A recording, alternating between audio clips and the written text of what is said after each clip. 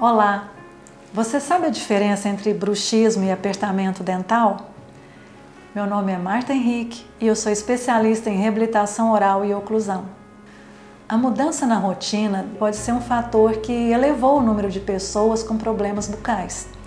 Além disso, muitas pessoas não estão tendo o sono restaurador de que precisam. O apertamento dental acontece quando se pressiona os dentes de cima contra os dentes de baixo, enquanto que o bruxismo é o movimento de esfregar uma arcada dentária na outra. O estresse é o principal motivo para que o atrito dos dentes comece. Ele gera uma tensão nos músculos do corpo, inclusive nos da face. E a musculatura rígida é que pode causar o apertamento dental durante o dia ou à noite, enquanto que o bruxismo ocorre apenas enquanto a gente dorme.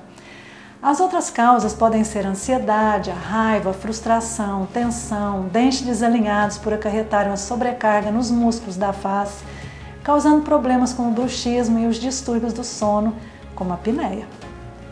Os sinais e sintomas são dentes desgastados, trincados ou fraturados, dor de cabeça, dor na face, dor na região do ouvido, barulhos, cliques durante a abertura e fechamento da boca, aumento na sensibilidade dentária e danos na articulação.